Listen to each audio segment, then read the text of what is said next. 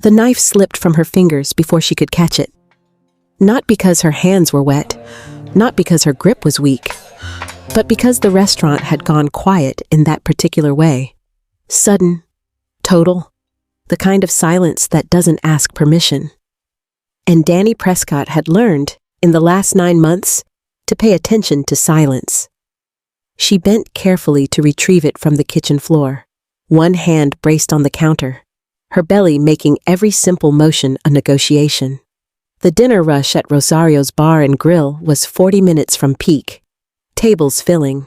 The smell of char-grilled meat and lime, and something sweet from the kitchen mixing into the particular humidity of a Houston October evening that couldn't quite decide if summer was finished with it yet.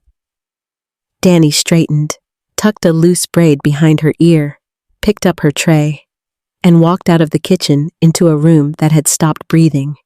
She felt it before she understood it. The way the hostess Maya had pressed herself flush against the far wall. The way the table of businessmen near the window had set down their drinks in unison, like a choreography nobody rehearsed. The way Rosario's, loud, warm, chronically chaotic Rosario's, had become, in the space of seconds, the quietest place in Houston. Danny turned toward the entrance. The glass pitcher in her hand hit the floor. It didn't shatter. It landed with a resonant thud, water spreading across the tile in a slow, inevitable bloom, and the sound of it moved through the room like something had been cracked open that couldn't be sealed. Again. Colt Hale stood in the doorway of Rosario's Bar and Grill on Richmond Avenue.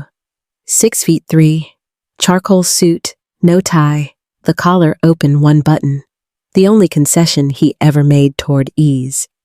The kind of man who didn't fill a room so much as reorganize it around himself. Eyes that moved across a space the way a hand moves across a map. Not looking for beauty, looking for exits, vulnerabilities, the location of every living thing that might require a decision.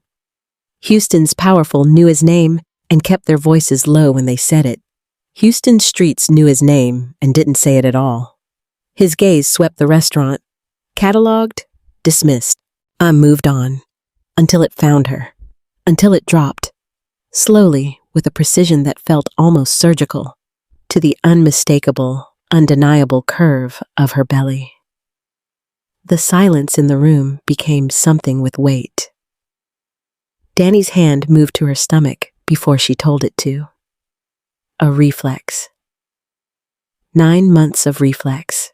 Her palm pressed flat against the side of her belly where her daughter had been kicking all evening.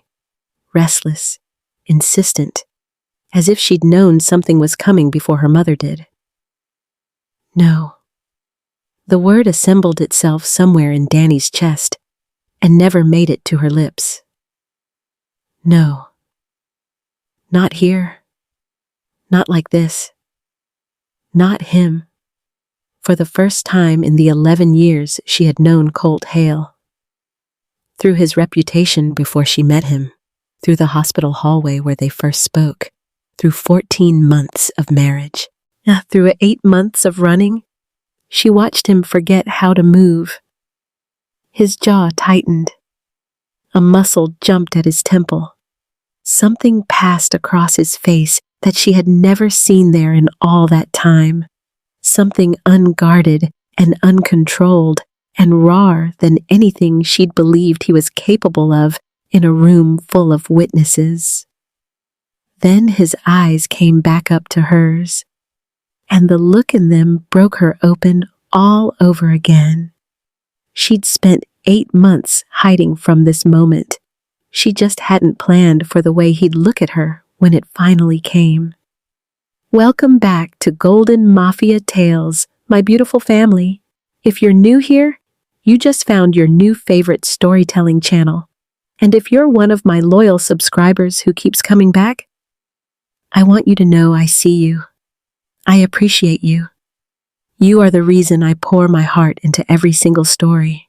And before we dive into this journey together, I want to take a moment to speak a blessing over your life. Heavenly Father, I thank you for every single person watching this video right now. I pray that you surround them with your peace and your protection. Whatever burden they're carrying today, I ask that you lift it from their shoulders. Whatever worry is keeping them up at night, I pray that you replace it with rest and comfort. Lord, bless their families, bless their health, bless their finances. Open doors for them that no man can shut, and remind them every single day that they are seen, they are valued, and they are deeply loved. In your precious name, amen. Now, family, before we begin this story, do me a quick favor. If you haven't already, tap that subscribe button and hit the notification bell so you never miss a story. And drop a comment and let me know where you're watching from. I love connecting with you all from around the world, and if this story moves you, smash that like button. It helps more than you know. All right, beautiful people, let's begin. Danielle Prescott had grown up understanding two things about herself. She noticed what other people missed, and she came from women who did not quit. The noticing came from her grandmother. Ruth Prescott had raised 4 children in 3rd Ward, Houston, on a school teacher's salary and the particular brand of dignity that doesn't require an audience. Ruth was the kind of woman who could walk into a room and tell you within 60 seconds who was in pain, who was lying, and who needed to be fed. She had pressed a worn Bible into 17-year-old Danny's hands the morning Danny left for Texas Southern University and said, "Baby, your worth is not negotiable. Don't let anyone make you forget that. Not a man, not a job, not a city, nobody." Danny had carried those words through a nursing degree and a residency in cardiology at Houston Methodist and 10 years of night shifts and impossible moments where someone's life was balancing on the edge of what she noticed in time. She had a reputation among her colleagues, the woman who caught things, the slight deviation in a patient's chart that 3 other nurses had passed over, the tremor in a family member's hands that meant they needed to sit down before the doctor came out. The moment a room shifted, not in any measurable way, just in the way rooms sometimes do when something is about to change, and Danny was already moving before she could have explained why. It was that instinct that had led her to Colt Hale, or rather, to the hospital hallway outside room 412, where a man she vaguely recognized as someone important was sitting alone on a plastic chair at 2 a.m, still in his suit, holding a paper cup of terrible coffee that had long gone cold. His uncle had come in that evening, cardiac event, significant, the kind that reshuffles a family's understanding of time. Danny had been assigned to the unit.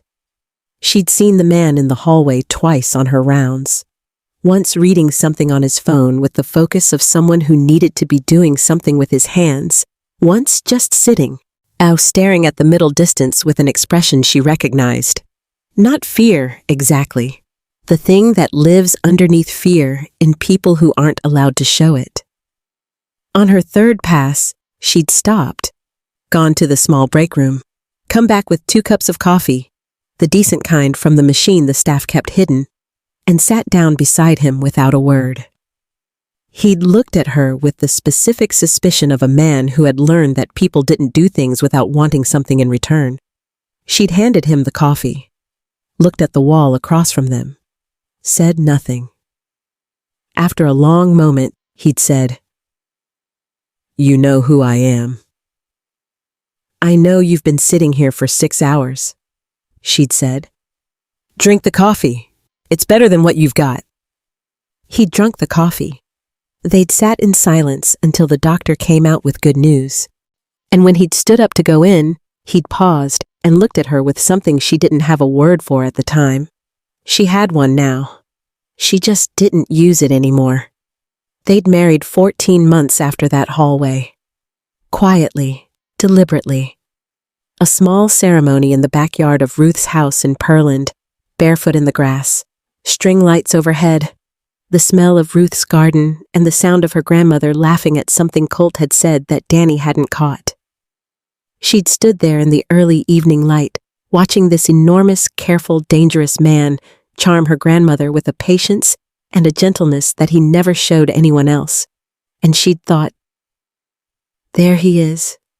There's the one underneath. It was the happiest day of her life. She hadn't known, then, that someone was already watching, already measuring, already deciding that Danny Prescott was a liability that needed to be removed. They came for her 8 months ago, after a night shift in the parking structure beneath Houston Methodist, level 2, near the stairwell, the kind of spot where the security cameras had a narrow blind angle that she'd never thought to worry about before. 2 men she didn't recognize. One with a jagged scar that bisected his left eyebrow.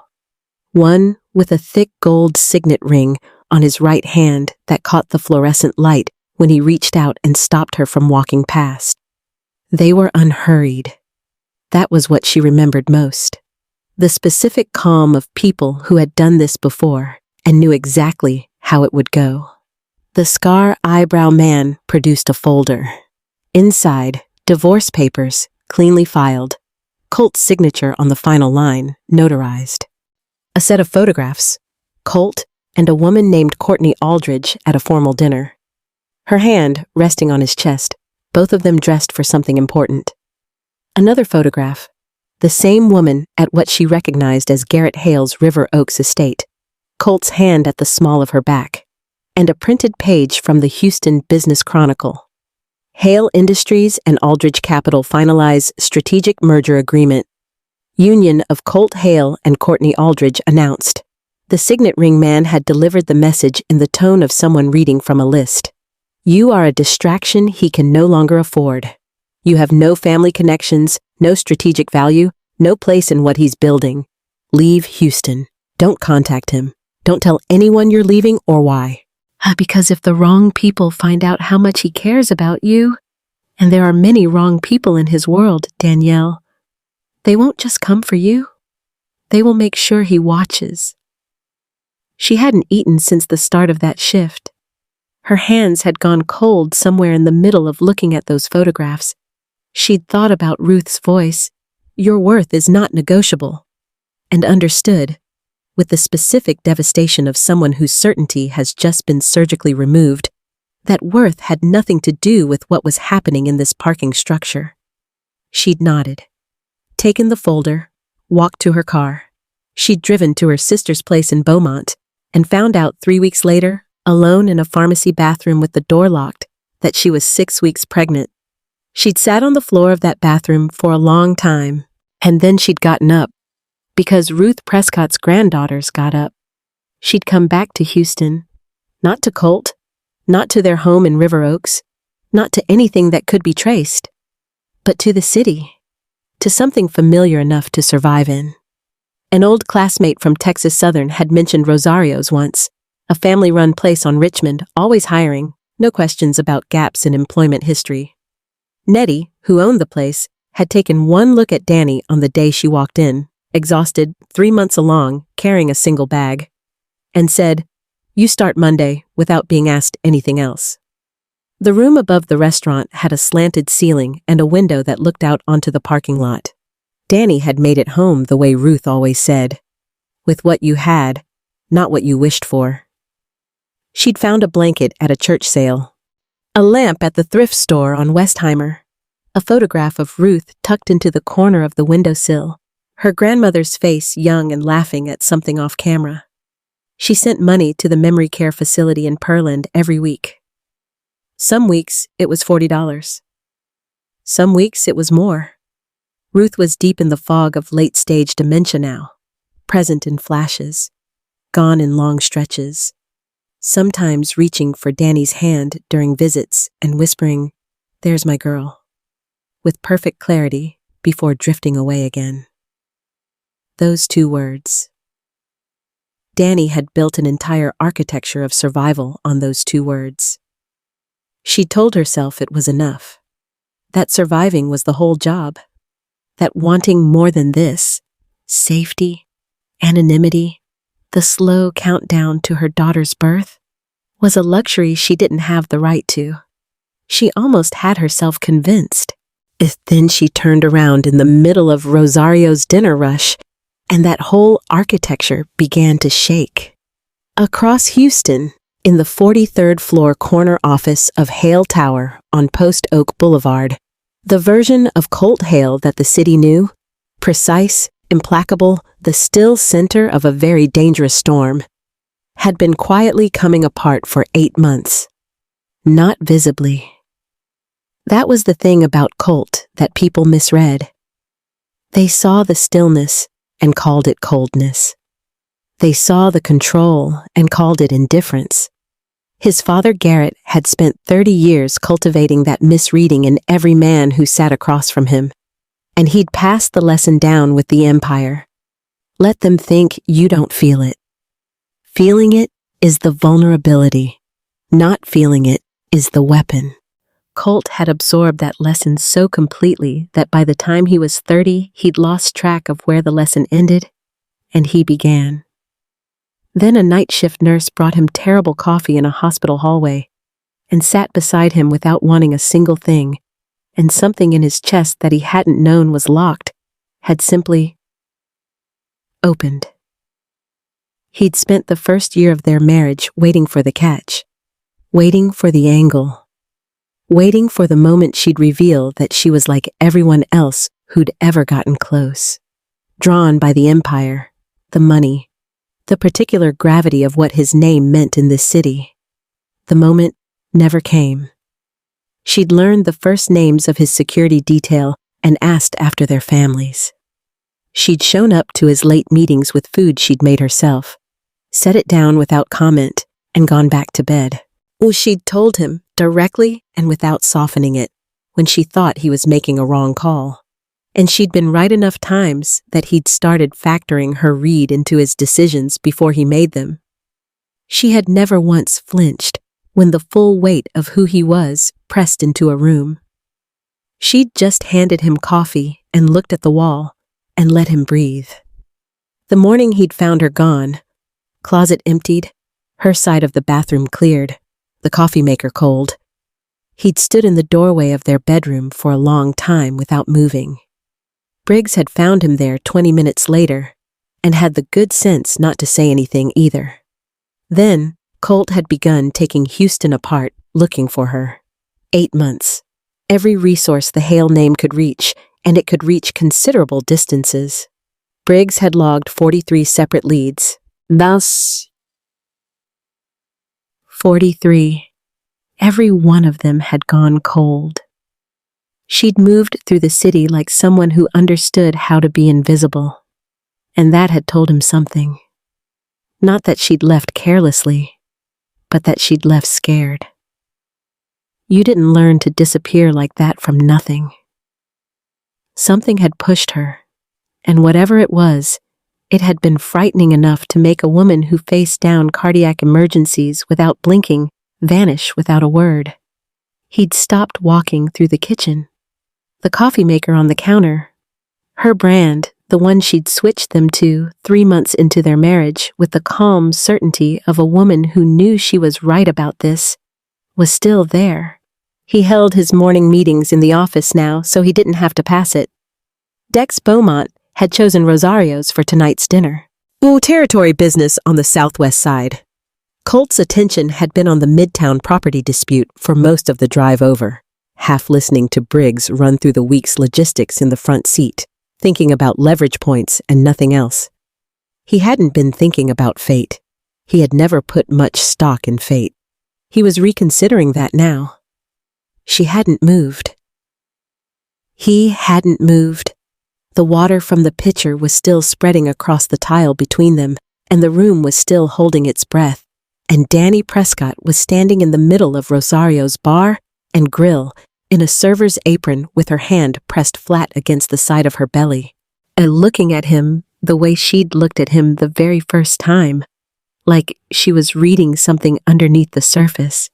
Except this time what was underneath was 8 months of questions and a grief he hadn't found the bottom of yet. He moved toward her. She stepped back. Her hand tightened against her stomach. Don't. Danny. just her name. 2 syllables, and the sound of them in this room, in his voice, did something to the air between them. "You need to leave." Her voice was steady. He knew how much that cost her because he knew exactly how steady she could make herself sound when she was falling apart. "Whatever you're here for, it's not this. Just leave." He kept moving, slow, deliberate, his eyes on her face, then dropping, just once to her belly, then back up. His jaw worked. "Is that... We're divorced." The words came out like something she'd been storing for exactly this moment. Chin up, eyes level. "You made that very clear. Whatever this is, it doesn't concern you." Something crossed his face. Not the cold, not the controlled blankness she'd braced for. Something she didn't have a name for. Genuine, disoriented, the expression of a man encountering information that doesn't fit the map he's been using. "Danny." His voice had dropped. "I never filed for divorce." The room tilted beneath her feet. 3 words, and 8 months of certainty began to crack right down the middle. She had run to protect him. She had hidden to protect their child. She had survived on the belief that he had chosen someone else, that the papers were real, the photographs were real, the announcement was real, and that Colt Hale had looked at what they were building together and decided it wasn't worth keeping. But standing here, watching his face, she felt the first terrible whisper of a possibility she hadn't let herself consider. What if she'd been lied to? And what if the person who lied had been inside their life the whole time? She didn't let him carry her. That was the first thing she said when her knees softened, and the counter stopped being enough to hold her up. "I can walk, Colt. I can walk." And she meant it. She fully intended it, right up until the moment his arm came around her, and the particular steadiness of him, that physical certainty she'd spent 8 months trying to forget the feeling of, moved through her like something her body recognized before her mind could object. She let him walk her to the nearest booth. She didn't comment on that. Nettie had appeared from somewhere. The kitchen, the back office, the specific location didn't matter. Because Nettie always appeared when she was needed. A short, solid woman in her 60s who had been feeding Houston's Richmond Avenue corridor for 30 years and had developed the instincts of someone who'd seen every variety of human complication walk through her door. She set a glass of water on the table without being asked. Looked at Colt with the measuring expression of a woman deciding whether a man was a problem or a solution. Looked at Danny. "You want me to call somebody, sweetheart?" "She's fine," Colt said. "I was asking her." A beat. Danny looked at Nettie, at the steadiness in her face, the complete absence of panic, at the specific calm of a woman who had decided long ago that she would not be rushed into anything. "I'm okay, Nettie. Give us a few minutes." Nettie held her gaze for one more second. Then she nodded, set her hand briefly on top of Danny's, and walked back toward the kitchen.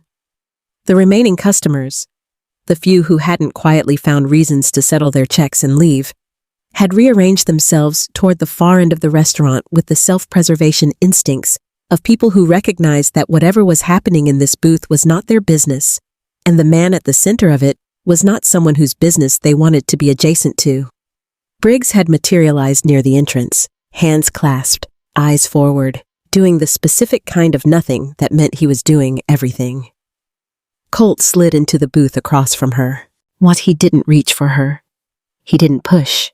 He set both hands flat on the table where she could see them, and she noticed that the deliberateness of it, the way he'd always understood that she needed to see his hands when he was telling her the truth, and looked at her. "When did you last eat?" "That's not, Danny." She looked at the water glass. "This morning." Something moved through his expression that he didn't try to hide. He picked up his phone, 3 words to Briggs. She didn't catch them, and set it back down. "I'm calling my doctor," he said. "She'll meet us." "I can't afford a private doctor." "I know." His voice was quiet. "That's why I'm calling her." She opened her mouth, closed it. The baby pushed hard against her ribs, a long rolling movement, at the kind that had been waking her up at 3 in the morning for the past 6 weeks. And she pressed her hand to her side and breathed through it. Colt watched her hand. His jaw tightened. "How far along?" 9 months. She met his eyes. 3 weeks from my due date. The math happened on his face the way she'd known it would. She watched him do it. Count back, place the timeline, arrive at the only conclusion available. His hands, still flat on the table, pressed down slightly, like he needed the resistance. "The whole time," he said. It wasn't a question. "I didn't know when I left." She kept her voice even. "I found out 3 weeks after." "And you didn't—" He stopped, started again. "You've been here, in Houston, this whole time. Above the restaurant." She watched his face absorb that. "There's a room upstairs."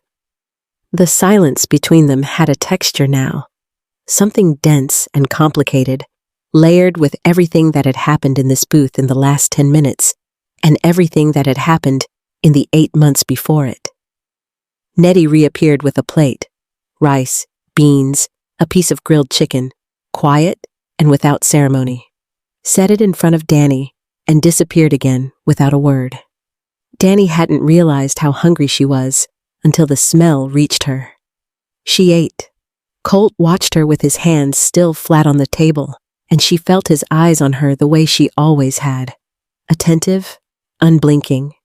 The specific quality of attention he'd given her from the very beginning that had felt, in those early months, like being fully visible for the first time. She'd told him once that it was unnerving. He'd said, "Good, then you know I'm paying attention." She'd stopped finding it unnerving after a while. She'd started finding it necessary. I told herself it was just exhaustion making her feel safe. Just the pregnancy making her soft. She almost believed it. His doctor arrived in 22 minutes. Dr. Anise Okafor, a composed woman in her 50s who had been Colt's family physician for a decade and had the particular gift of making clinical authority feel like care rather than judgment. She examined Danny in the back office that Nettie offered without being asked, took her blood pressure twice, asked precise and unhurried questions about the pregnancy, the prenatal care, the working hours, the sleep. Danny answered everything. There was something about Dr. Okafor that made evasion feel unnecessary. "Blood pressure is elevated," the doctor said, unsnapping her bag closed. "Not dangerously, but enough that I want it monitored. Complete bed rest for the remainder of this pregnancy. No more shifts. No more time on your feet." She looked at Danny directly. "You've been doing this alone?" "Yes." Dr. Okafor absorbed that without editorializing, turned to Colt in the doorway. "She needs rest, monitoring, and food at regular intervals. All 3. Not 2 of 3. "She'll have everything," Colt said. "I'll hold you to that." After the doctor left, the office was very quiet. Nettie had dimmed the lights in the restaurant, the last customers long gone, Briggs visible through the small window in the door, and the sounds of Richmond Avenue drifted in faintly. A car, distant music, Houston settling into itself. Danny sat in Nettie's desk chair. Colt sat on the edge of the desk, close enough that she was aware of the warmth of him, the familiar geography of his presence in a room, the way space organized itself differently when he was in it. She stared at her hands. "Tell me," he said. From the beginning. All of it. So, she told him. The parking structure. Level 2. The blind angle near the stairwell. The two men. Unhurried. Deliberate. The specific calm of people who'd done this before. The folder with the divorce papers and Colt's signature. The photographs. The Business Chronicle announcement. The message delivered in the tone of a grocery list. Leave Houston. Don't contact him. Don't tell anyone. She described the men without being asked. The habit of noticing. Scar bisecting the left eyebrow on the first man. Thick gold signet ring on the right hand of the second. She watched Colt's face as she spoke. Watched him listen the way he listened. Completely, without interruption, his expression giving away almost nothing except to someone who knew where to look. And she knew where to look. She'd always known. What she saw there was not the cold. What she saw was a man encountering the shape of something he recognized. And the recognition was worse than the surprise. When she finished, the quiet between them had changed again. Heavier now. More specific. "Those aren't my men," he said. "I know that now." "The photographs." He extended his hand. A question. She pulled out her phone, opened the images she'd kept because she hadn't known what else to do with them, and placed the phone in his palm. He looked at them for a long time. His thumb moved across the screen, enlarging, examining, with the same methodical attention he brought to everything that mattered. Then he set the phone on the desk between them. "The Aldridge merger dinner," he said. "My father arranged it 6 months before you left. 3 meetings, all business, all photographed by the Chronicle's financial desk because my father wanted the merger documented publicly." His jaw set. Someone took those photographs and rebuilt the context around them. "The announcement was planted." He said it with the flatness of someone confirming something they'd already suspected. "The merger was real. The personal announcement was not. I never agreed to anything with Courtney Aldridge. I never agreed to anything with anyone." She looked at him. At the steadiness in his face, the absence of defensiveness. Just the clarity of a man stating facts he knows to be facts. She'd spent 8 months on the other side of those photographs. She knew what they'd looked like. She knew how completely and deliberately they'd been assembled. "Rowan," he said. The name landed in the room like something dropped from a height. "Your cousin."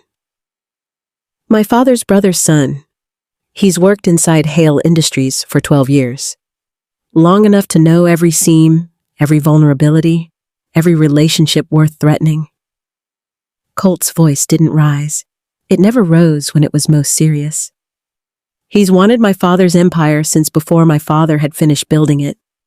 He's been patient. I'll give him that." She watched the pieces connect behind his eyes.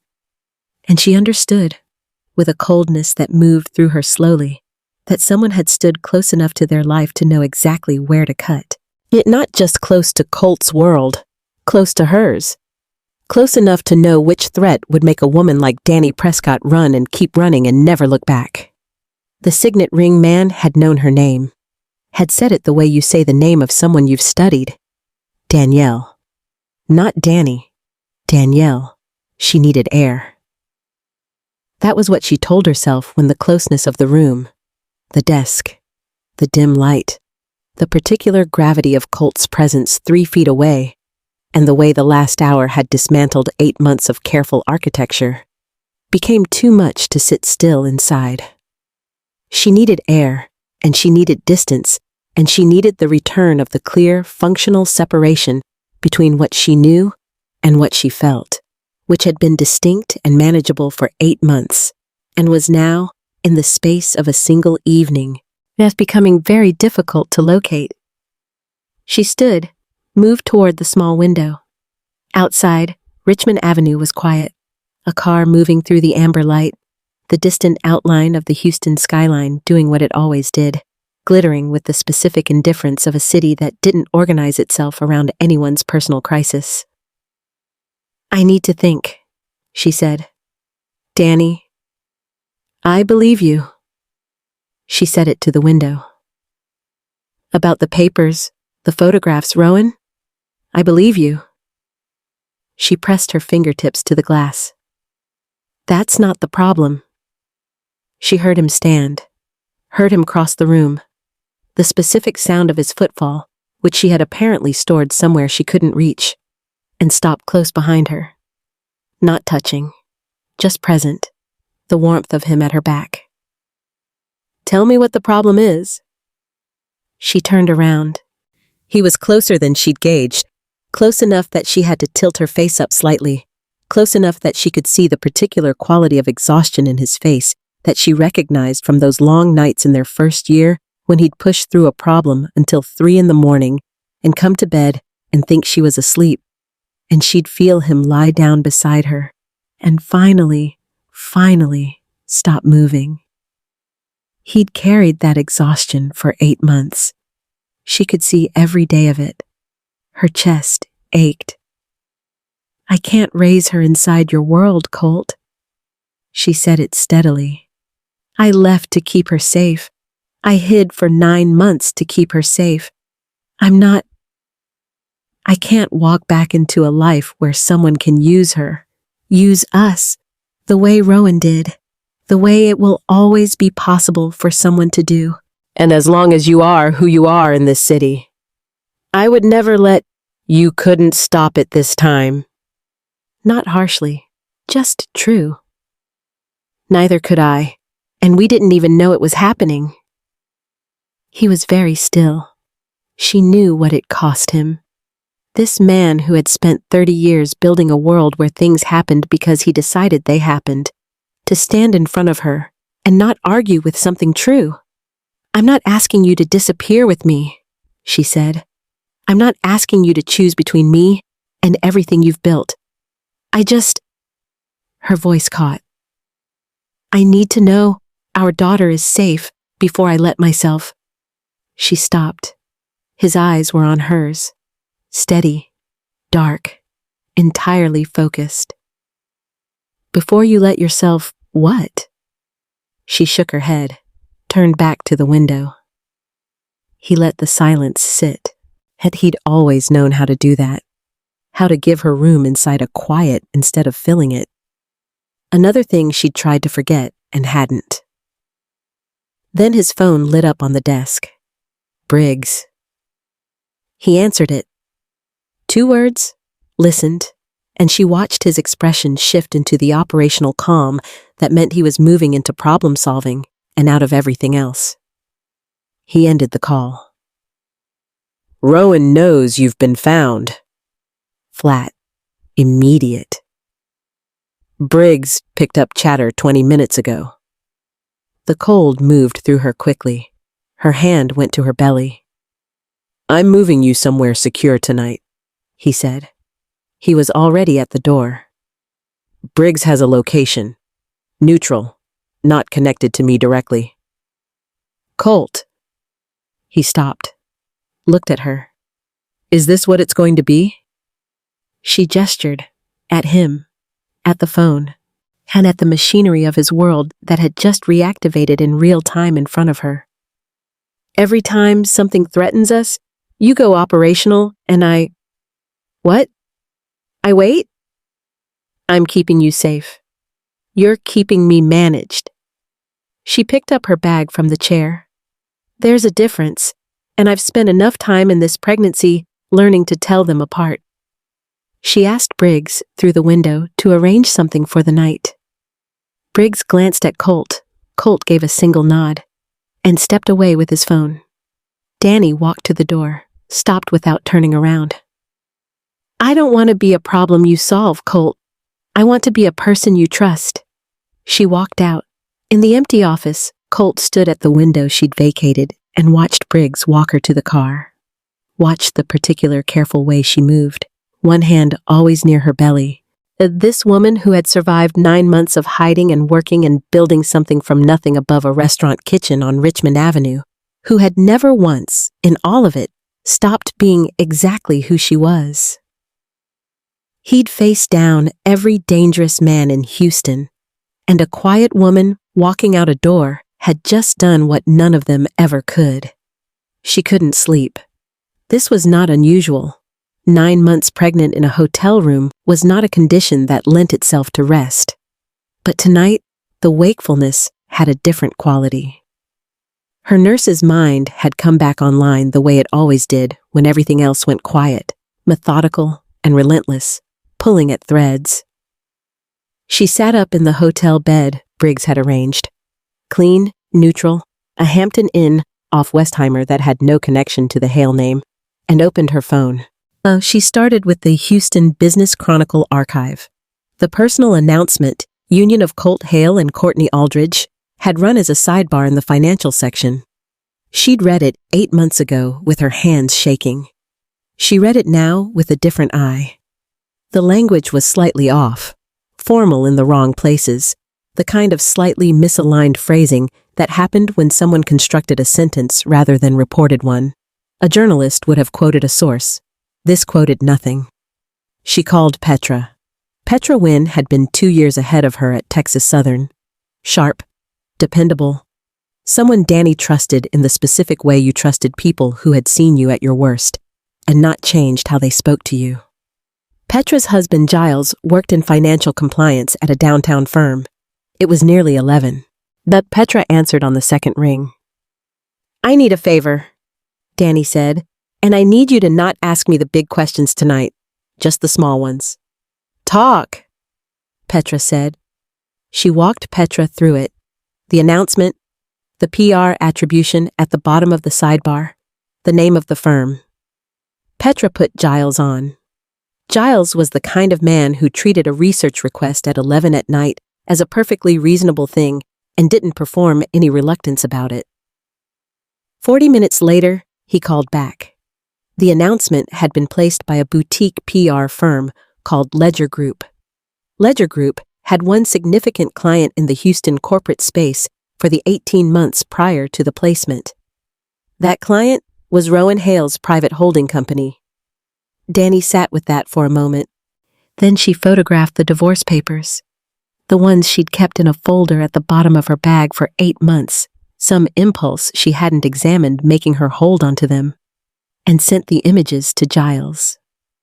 He came back in 20 minutes. The notary stamp was registered to a woman named Bev Castillo. Bev Castillo's notary license was current and legitimate. Bev Castillo's secondary employer, per public records, was the estate management firm that handled Garrett Hale's personal legal affairs. Not Colt's firm, Garrett's.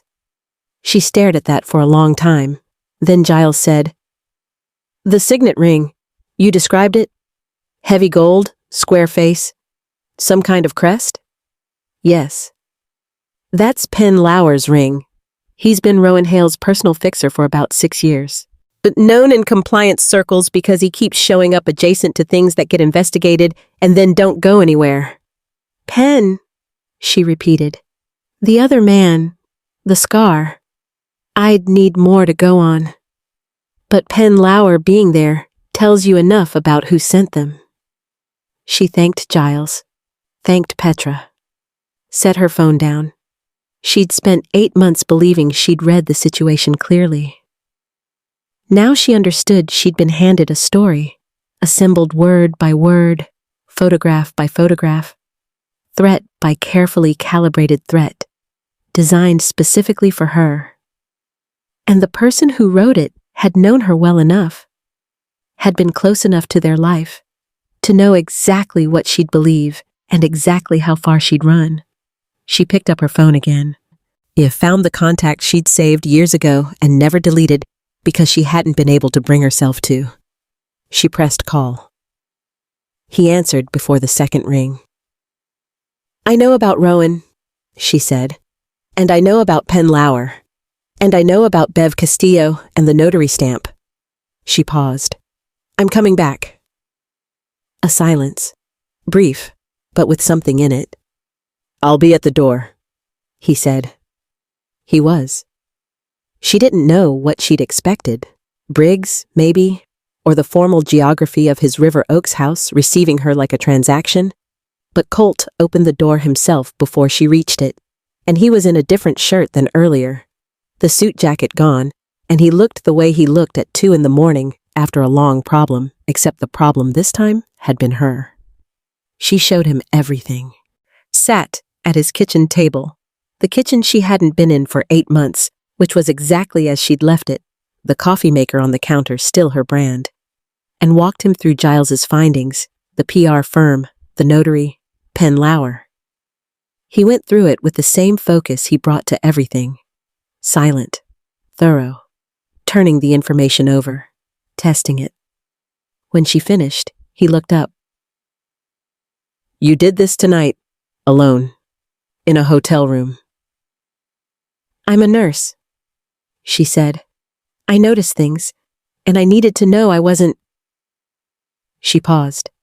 "I needed to verify it for myself, not just take your word." "I know." He said it without hurt. "I'd have done the same." A quiet. The kitchen felt different than it had at 2 in the morning all those times. Less empty, the particular emptiness she'd apparently left behind filling back in around the edges. "I want to fix this," he said. "I mean that carefully. I'm not talking about the Empire, or Rowan, or any of the machinery. I mean us." He looked at her across the table. "I want to fix us. And I know I don't get to want that unilaterally. I know it's yours to decide. But I needed you to know I want it." She opened her mouth, and that was when her daughter decided she had been patient long enough. The contraction moved through her like a slow wave. Not sharp, not the breathtaking kind, but unmistakable. She'd been having Braxton Hicks for weeks. This was different. She knew the difference. Her hand went to her belly. Colt was around the table before she registered he'd moved. "Danny?" "Not yet," she said quickly. It's early. I think it's early." She breathed. The wave passed. She looked up at him, kneeling beside the chair, his hand hovering just beside her arm, waiting for permission. "I'm okay." He didn't move away. His eyes were on her face, reading her the way she read her patience, which was something she'd noticed about him early and never stopped finding extraordinary about a man who presented himself to the world as pure force. He could read a room the way she could read a chart. He just usually used it differently. She exhaled, took his hand, placed it against the side of her belly where the baby had been pressing all evening. He went completely still. The baby pushed back. A long, definitive movement, heel or elbow or some determined little part of a person who had her grandmother's stubbornness already at 37 weeks, pressing out against his palm. His breath left him. Not gradually, all at once, like something structural had given way inside his chest. "That's your daughter," Danny said. Her voice came out quieter than she meant it to. "That's your daughter, Colt." He pressed his forehead to hers. His hand stayed on her belly. The baby moved again, and again, like she was making a point.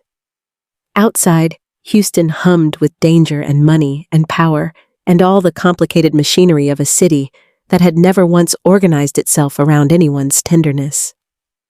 In the kitchen on River Oaks, in the particular quiet of 2 people who had found each other on the other side of a very long loss, there was just this.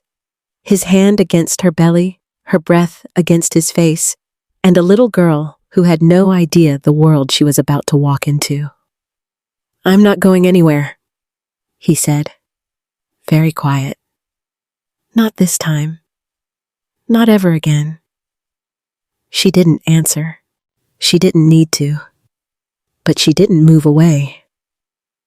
She should have felt safe. For the first hour, she did. The truth was out, Rowan was named. The shape of the conspiracy was clear and evidenced, and in Colt's hands now. Which was the most dangerous place it could possibly be for Rowan Hale. She was in the safest house in Houston, with the most capable man in Houston, and her daughter was healthy and moving, and 3 weeks from arriving in the world. She let herself feel safe. That was when Briggs knocked on the kitchen doorframe. His expression, when Colt looked up, said everything before his words did. "Rowan's not at his Tanglewood house," Briggs said. "He cleared out sometime this evening. We picked up a communication an hour ago. Encrypted, but our guy got enough of it." He paused. "He knows she's here. And he's not interested in the Empire anymore." Colt's hand, still resting near Danny's, went still. "He said if he couldn't have the company, he'd take something else." The kitchen was very quiet. "What does that mean?" Danny asked. Colt stood, and the version of him that she'd watched recede over the last 2 hours. The husband, the man with his hand on his daughter's first movements, the person underneath the reputation, stepped back to make room for the other one. "It means we're not staying here tonight," he said. They had found each other. The truth was out. And for one fragile, perfect hour, Danny had let herself believe the worst was behind them. She didn't know that across Houston, Rowan Hale was already moving. And this time, it wasn't about the Empire. This time, it was about her. The Galveston property sat at the end of a private road that didn't appear on any public map. Colt had built it 3 years ago, not as a resort in the conventional sense, though it functioned as one on paper, 12 suites along a stretch of Gulf Coast that the Hale name had quietly acquired over a decade. He'd built it as a place that couldn't be found by anyone who hadn't been given the coordinates directly. The kind of place that existed in the gap between what was documented and what was real. Which was, Danny had come to understand about Colt's world, where most of the things that actually mattered lived. They arrived at 2:30 in the morning. Briggs drove. Danny sat in the back beside Colt, her bag between her feet, watching the Houston skyline recede in the rear window and the darkness of the Gulf Coast approach. The particular flat, immense darkness of South Texas at night. The kind that pressed up against the windows and made the world feel both very large and very contained. She didn't ask questions about where they were going. She'd spent 9 months making every decision alone in the particular silence of a woman with no one to consult. And there was something. She wouldn't call it relief, not yet. The word was too simple. Something in the experience of sitting beside someone who knew where they were going and had already thought about what happened when they got there. She was too tired and too pregnant and too truthful with herself at 2:30 in the morning to pretend she didn't feel it. As the suite Briggs opened for her had high ceilings and a wide bed and a glass door that looked out onto a deck, and beyond that, the Gulf. She could hear the water. She stood at the glass for a moment, her hands on her belly, her daughter quiet now, finally resting, and watched the darkness where the water would be visible in the morning. Colt appeared in the doorway behind her. Not crowding, just present. "Try to sleep," he said. "I know." She didn't turn around. "You'll tell me when there's something to tell." "Yes." She turned then, looked at him in the doorway. This man she'd married and run from and found again in the middle of a dinner rush, who was currently managing with his customary terrible economy of visible emotion, something that she suspected was costing him considerably more than his face was showing. "Colt." "Sleep." Danny." She almost smiled. Almost. "Good night." He waited until she was in bed before he pulled the door closed. She heard him and Briggs outside. Low voices, the particular frequency of men making plans, and she lay in the dark with her hand on her belly, and her daughter still beneath her palm, and the sound of the gulf coming through the glass. She was asleep in 4 minutes. The deepest sleep she'd had in 9 months. She woke to light. The gulf in the morning was something she hadn't expected.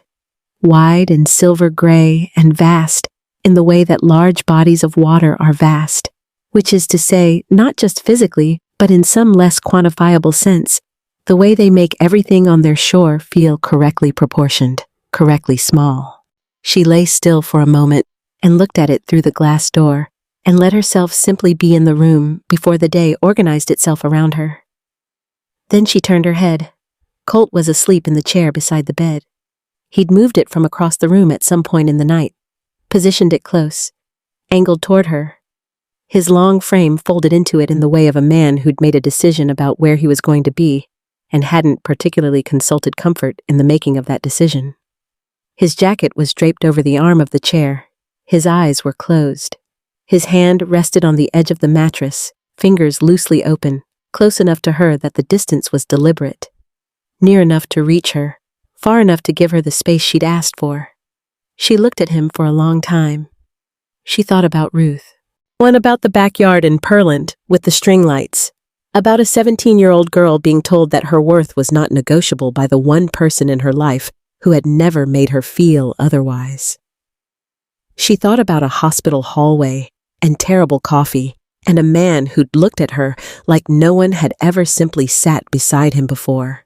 She thought about 9 months above a restaurant kitchen and the $40 she'd sent to Pearland some weeks when 40 was all there was, and the lamp from the thrift store on Westheimer, and the photograph of Ruth in the corner of the windowsill, and the way her daughter had kicked on the nights when the loneliness was the worst, as if she knew, as if she was saying, I'm here, you're not alone. She wasn't alone. She reached out carefully, placed Colt's hand on her belly without waking him, and his hand curled around her instinctively. Warm, immediate, the reflex of a man whose body had already decided something his conscious mind was still working out. Her daughter stirred beneath his palm, a slow, rolling movement, unhurried, the morning temperament of a person who had apparently decided she was comfortable and saw no compelling reason to rush. Danny's phone lit up on the nightstand. A message from Petra forwarding something from Giles. The notary. Bev Castillo, she's talking. Reached out to a compliance attorney this morning. Apparently, she's been trying to find a way out for 6 months. Danny read it twice. She looked at Colt's hand on her belly, at the morning light coming off the gulf. It wasn't just Rowan, she thought. Someone inside Garrett's inner circle had signed off on this, and that changed everything. She set the phone down, let Colt sleep for 20 more minutes. Then she put her hand over his. He woke the way he always had. Immediately, completely, no gradual assembling of consciousness. His eyes opened and found hers, and the first thing in them, before the operational mind came back online, was something unguarded and relieved and quietly devastated all at once. You should have slept in the bed, she said. I slept fine. You're 6'3" and you slept in a chair, Colt. I've slept in worse. He sat up, rolled his neck, which produced a sound that made her wince sympathetically, and looked at her. How are you feeling? Giles found something. She handed him her phone. He read it, set the phone down, stood, and she watched the morning version of him, the private one. The one that only existed in the hour before the day fully started, give way to the other one, the one that ran Houston, the one that had spent the night arranging what needed to be arranged. Briggs, he said, moving toward the door. Colt. He stopped. Be careful. She said it simply, without performance. The way she'd said it the few times in their marriage that she'd known he was walking into something serious and the only thing she had to offer was the truth of not wanting him hurt. He looked at her across the room, the morning light off the Gulf coming through the glass behind her, her hand on her belly, her eyes steady on his face. "Always," he said. It was the same thing he'd always said. She'd never entirely believed it. She believed it a little more this morning. Penn Lauer was located by 9 a.m. And not through force. Briggs had a different approach, one that Colt had refined over years of understanding that the most useful information came from people who'd already decided they wanted to talk and simply needed a structured opportunity to do so. Penn was at a hotel near the Galleria, the kind of mid-range business hotel where a man might stay if he was waiting to see which direction things fell before committing to a next move. Briggs brought him in. No drama. Penn came without resistance, which told Colt everything about the current state of Penn's confidence in Rowan's plan. They sat in one of the resort's smaller conference rooms. Clean lines, Gulf light through the windows, the low sound of water outside. Colt sat across from Penn and said nothing for a full minute. Penn was a compact man in his 40s, of the gold signet ring still on his right hand, the kind of person whose stillness was effortful rather than natural. The silence did its work. Penn talked. Rowan had been building this for 22 months. The plan had 3 phases. Remove the personal vulnerability, meaning Danny, through the manufactured divorce. Destabilize Colt's focus through the prolonged disappearance, and execute the internal coup at a shareholders' meeting that Rowan had been quietly building a proxy block for over the same period. The personal announcement, the forged papers, the threat in the parking garage, all phase 1.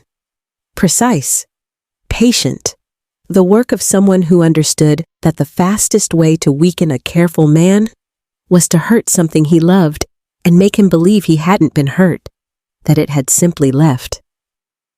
"He knew you'd look for her," Penn said. He counted on it, actually. Counted on you being distracted by the search.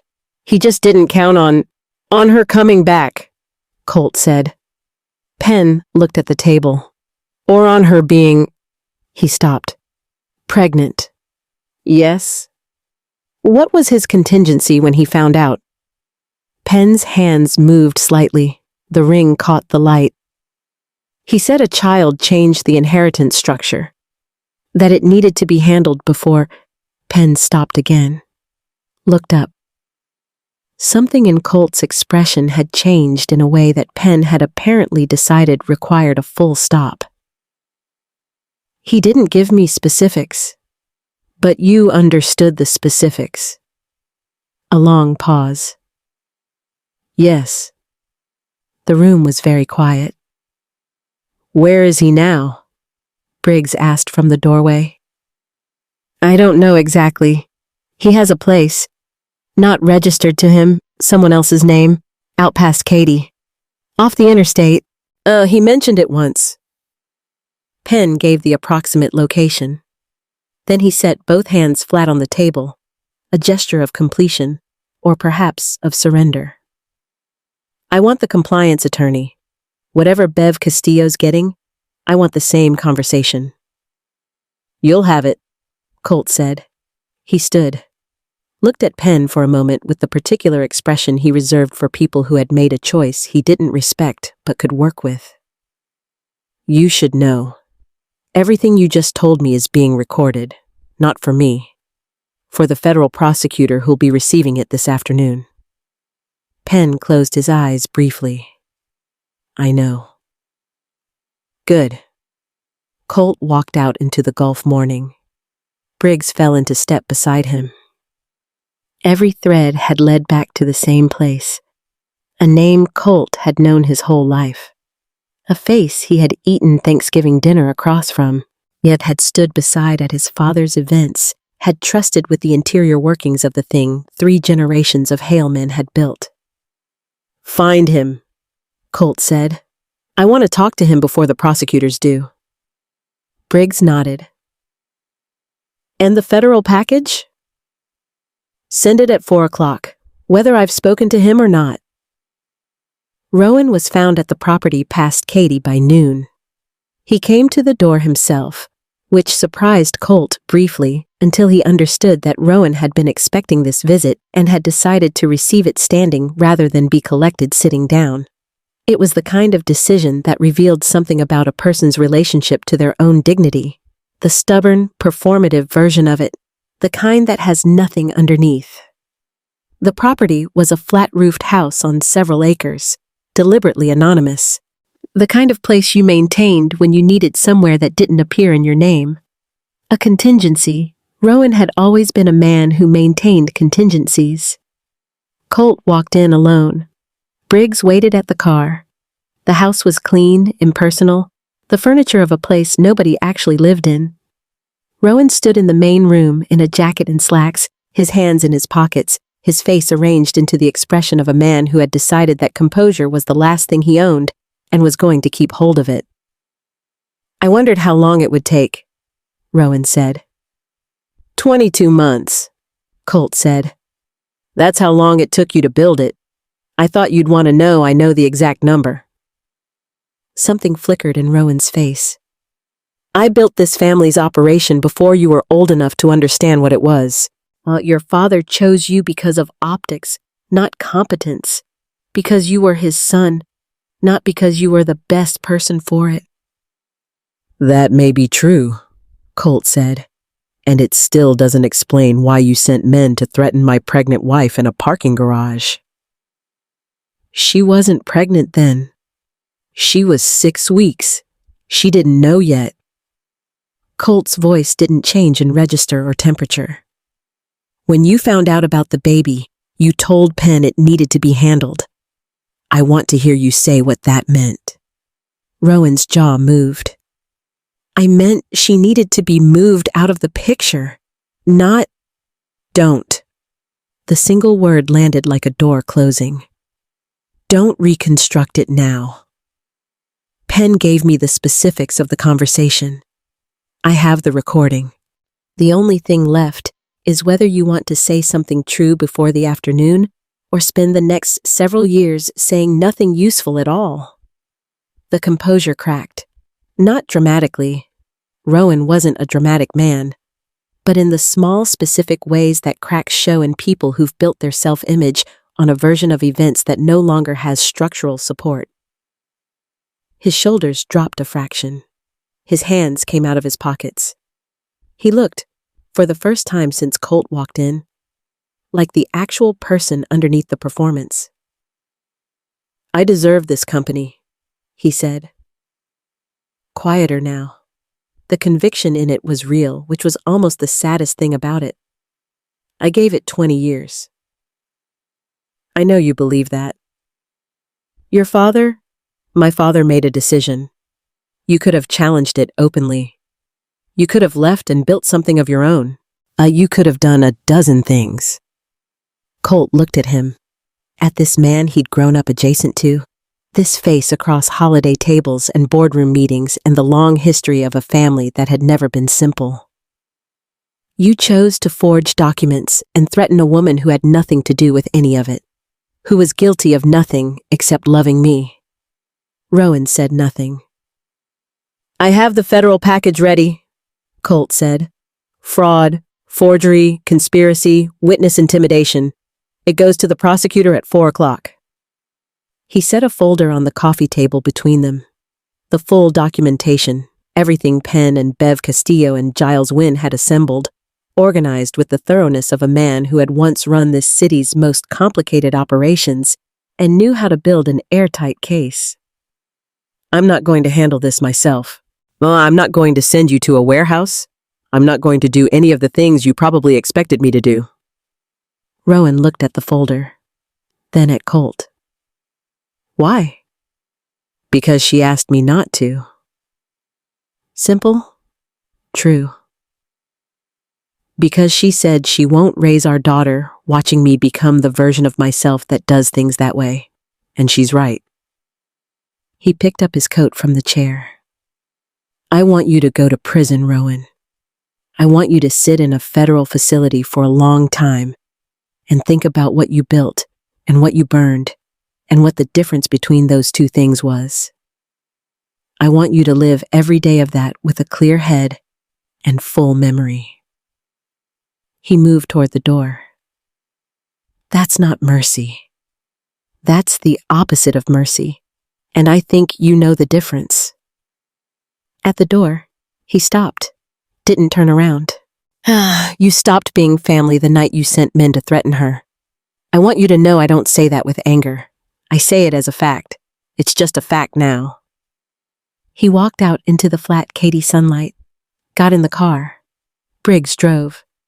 Rowan's face had gone through several things in those last moments. The last one had looked almost like understanding, which arrived, Colt thought, looking at the highway opening up ahead of him, about 20 years too late. She felt the first real contraction at 7:15 that evening.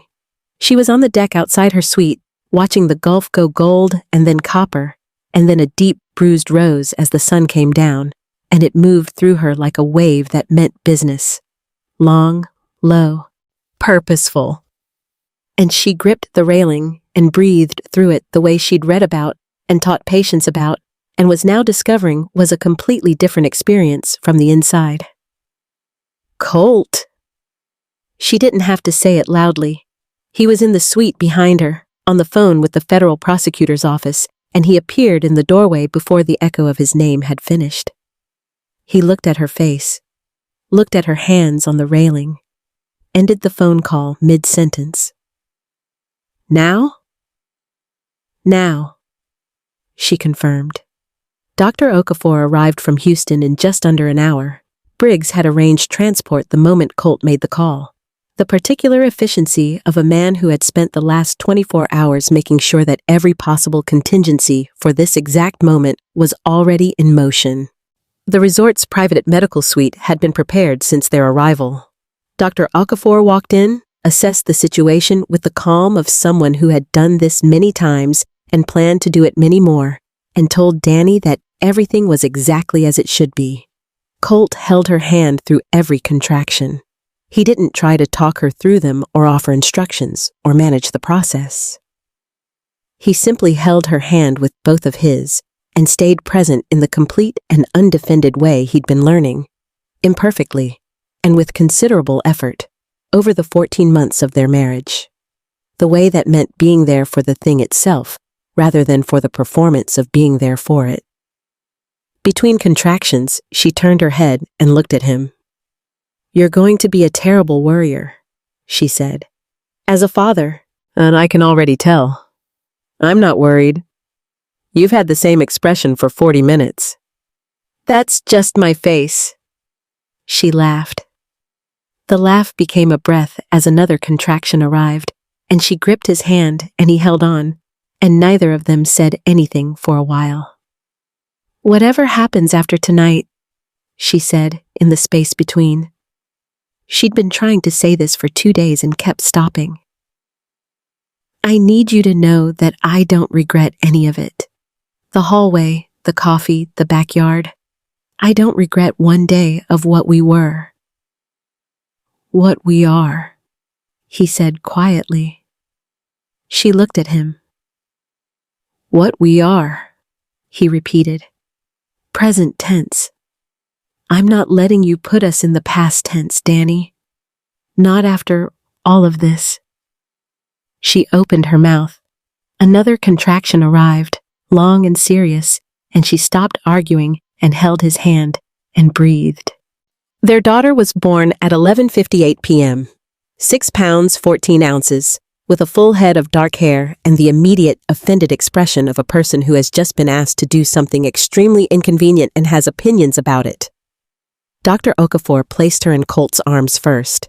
He hadn't asked. The doctor had simply read the room with the wisdom of someone who understood what this moment needed. And he stood there in the Gulf Coast midnight, holding something so small and so complete and so entirely new that his face, for once, did not have a single controlled thing in it. Danny watched him. She watched this enormous, careful, dangerous, tender man look at his daughter for the first time. And she watched everything his father had ever built in him. every wall, every lesson about sentiment, every architecture of imperviousness, simply cease to be relevant. "What do we call her?" she asked. He looked up. His eyes were wet. He wasn't trying to do anything about that. "Ruth," he said. No hesitation, no deliberation. "We call her Ruth." Danny's breath left her in a sound that was not quite a word. She reached for both of them, for her daughter and for this man. And the three of them were in the same frame for the first time, in a Gulf Coast medical suite at the end of the longest day. And little Ruth Hale opened her eyes and regarded the world with the unhurried assessment of a woman who had already decided she was going to take her time with things. "She has your eyes," Colt said. "She has your stubbornness." "She's perfect," he said, simply, completely. "She's absolutely perfect." Outside, the Gulf turned in its ancient, indifferent way, and the Texas night pressed up against the windows, and Houston glittered 45 miles north with all its power and money and complicated history. In here, there was only this family, new and bruised and improbably intact, finding each other in the light. 3 weeks later, on a Saturday afternoon that had finally conceded that fall was real and the heat was finished for the year, Colt Hale walked Danny Prescott to the edge of the Gulf at the resort beach as the sun began its descent over the water. He had not arranged an audience. No staff, no Briggs.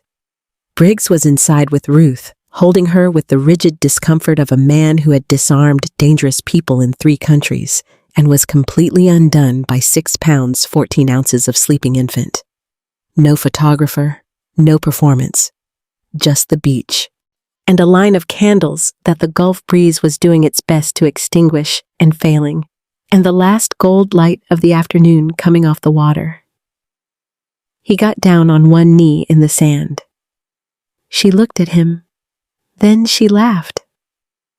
A real laugh, unguarded, the kind she'd been remembering how to have for 3 weeks. "Colt, we're already married." "We were married," he said. "Then someone took that from us, took the whole thing, the being chosen, the being certain, the waking up every morning inside something real, and replaced it with a lie." He looked up at her in the fading light. "I want to do it again, the right way, in front of the people who matter, with nothing between us, no one else's plan running underneath it." He opened the box. The ring was different from the first one, simpler. The stone catching the Gulf light the way she'd once watched candlelight move across water. That particular aliveness of something that holds light rather than just reflecting it.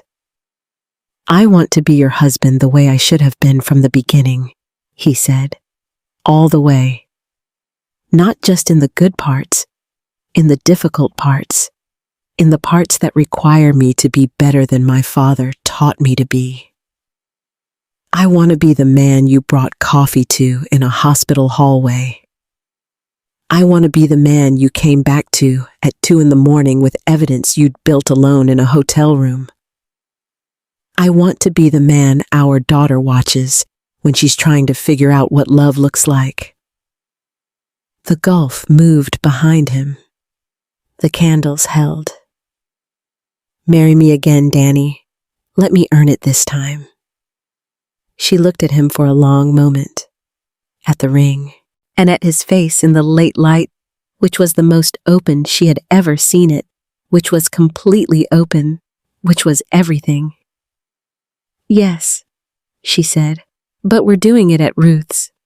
The smile that came across his face was the one she'd forgotten, the one that existed below all the others, unguarded, young almost, the smile of a man who couldn't quite believe his luck and wasn't trying to pretend he could. She'd fallen in love with that smile in a hospital hallway, and she was still in love with it standing on a Gulf Coast beach 3 years and an ocean of grief later. "Wherever you want," he said. She looked at the ring on her hand, then back toward the resort, where Ruth was undoubtedly making her opinions known to Briggs with great clarity. For the first time in 9 months, she didn't feel like she was surviving. She felt like she was living. Ruth Prescott's backyard in Pearland had not changed. The same pecan tree in the corner that had lost a branch in a storm sometime in the 90s and never been fully symmetrical since.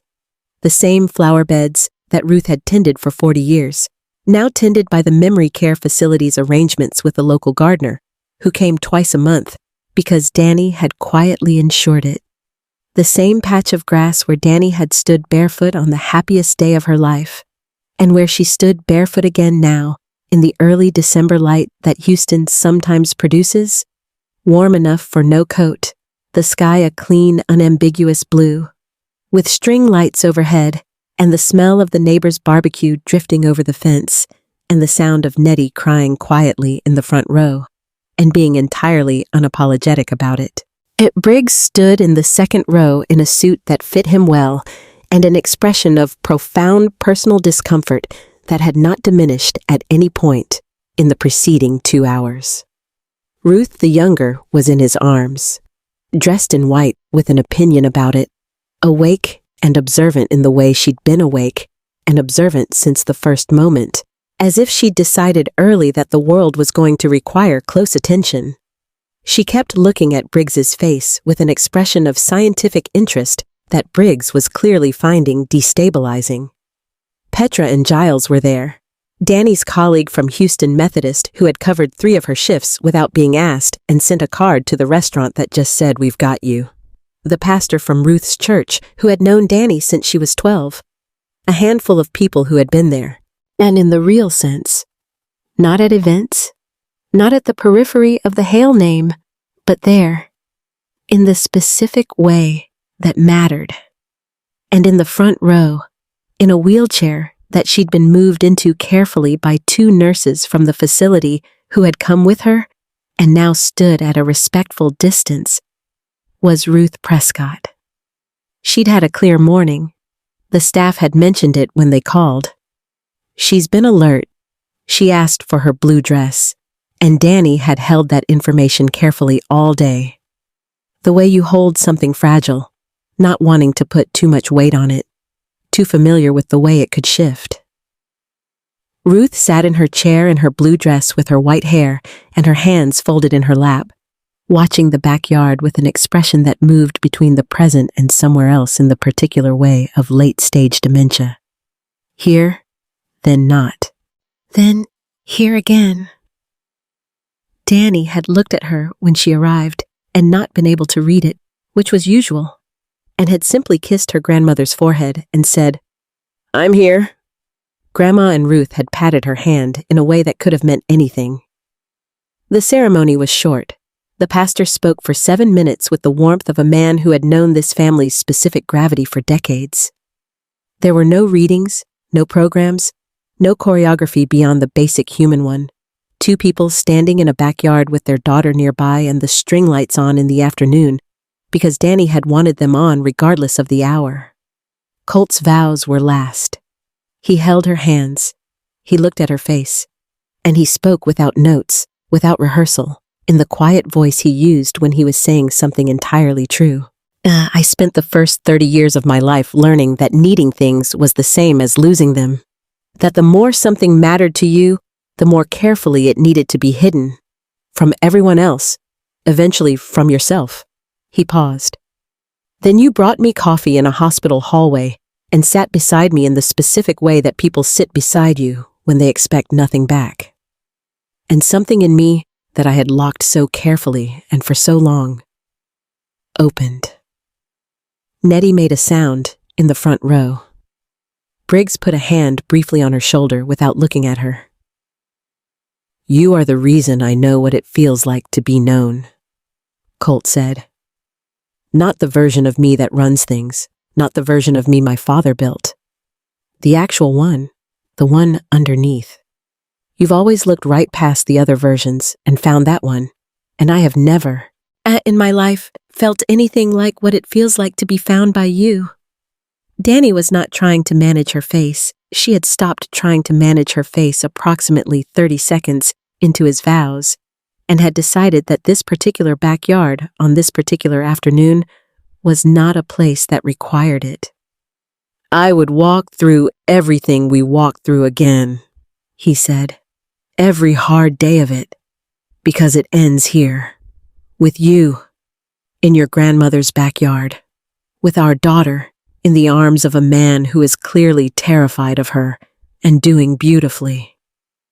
Briggs made a quiet sound of objection that he immediately suppressed. I will spend the rest of my life being worthy of your attention, Colt said. That's the whole vow. Everything else is just the details of that. The pastor said the words that needed to be said. They exchanged rings, hers new, his the original, the one she'd found in her jewelry box when she'd gone back to the River Oaks house and hadn't been able to explain why she'd taken it when she ran. You may, the pastor began. And that was when Ruth Prescott's voice came from the front row. Clear, present. The voice of a woman who had taught school for 31 years and knew how to reach the back of a room. Danielle. Danny turned. Ruth was looking at her, not through her, not past her, not at the middle distance where she spent most of her time now. At her face, with the full, clear, present attention of a woman who was entirely in the room. Danny crossed to her in 3 steps, knelt in the grass in her dress. Ruth reached out and took her face in both hands, those hands that had made Sunday dinners and graded papers and pressed Bibles into granddaughter's hands at 17, and held it. There's my girl, she said. You look beautiful, baby. Her eyes moved to Colt, standing behind Danny. She studied him for a moment with the assessment of a woman who had spent her life reading people. Then she looked back at Danny. He looks at you, right? She said simply. And then the clarity began to soften at the edges, the way it did, the tide going back out, her eyes moving gently towards somewhere else. But her hands stayed on Danny's face for a moment longer, present, warm, sure. I love you, Grandma, Danny said. Ruth patted her cheek, twice, the way she always had. Colt's hand found Danny's shoulder as she rose. He didn't say anything, and there was nothing to say. He simply stood beside her and let the moment be what it was, which was large and sad and full and more than enough. The kiss was quiet and certain and belonged entirely to the two of them. In Briggs's arms, Ruth the younger had apparently decided that the ceremony had concluded, and it was time to make her presence known, and she did so with the full confidence of a person who had not yet been told that there were situations that didn't call for her direct involvement. The backyard laughed. Later, much later, after Nettie had fed everyone and Petra had cried twice, and the string lights had come fully into their own in the December dusk, Colt and Danny stood at the edge of Ruth's garden with their daughter between them, Ruth asleep in the carrier against Danny's chest, while her tiny face turned sideways against the warmth of her mother's heartbeat. Houston glittered to the north. Pearland was quiet around them. The pecan tree made its crooked shape against the sky. She had a good day, Danny said. She meant Ruth. She didn't need to specify. She did, Colt said. She'll have more. She looked at him. He looked back. Neither of them believed in certainty. They'd both been too thoroughly educated out of it. But they believed in this. In this backyard, this evening, this sleeping daughter, this man who had looked for her for 8 months and hadn't stopped and had told her eventually, with his hands on the edge of a mattress and his eyes entirely open, that wherever she was where he was home. She leaned her head against his shoulder. He put his arm around her. Ruth slept between them, unimpressed by the enormity of the moment, which was exactly right. "Hey," Danny said quietly. "Hey," he said. That was all. It was the whole thing. Beautiful family. Let me tell you what this story was really about. It was about a woman who ran, not out of weakness, but out of love. Who hid, not out of fear, but out of protection. Who built something out of nothing above a restaurant kitchen because she came from women who knew how to build things out of nothing, and she was not going to let anyone take that from her. It was about a man who learned, the hard way and not for the last time, that the strongest thing he would ever do was let himself be known. Not the empire, not the reputation, the actual person underneath. And it was about a little girl named Ruth who arrived in a Gulf Coast medical suite at midnight and opened her eyes and looked at the world like she already knew it owed her nothing and she was going to be magnificent anyway. Pay attention to the people who sit beside you without wanting anything back. Pay attention to the ones who bring you coffee at 2 a.m. and don't need you to explain yourself. Those people are rare. And when you find one, when someone finds you, that is not a small thing. That is the whole thing. If you're watching this tonight feeling like you've been written out of a story that was supposed to be yours, if someone handed you a lie so carefully constructed that you believed it because you had no reason not to, I want you to hear this. The truth always finds its way home. It is slow sometimes. It asks a lot of you, but it comes home. It always comes home. And so do the people who love you. If they're looking, they're coming. Hold on. If this story moved you, if it found something in you that needed finding, please hit that like button and share it with someone who needs to hear it tonight. Subscribe if you haven't. Tap that bell so you never miss what's coming next. And drop a comment. What was the moment in this story that got you? I read every single one. To my beautiful, faithful family who comes back every time. I see you. I am grateful for you. You are the reason I tell these stories. Until next time. Stay blessed, stay hopeful, and remember, no matter how carefully someone constructs a lie, they can never account for one thing, a love that simply refuses to stop looking. I'll see you in the next story.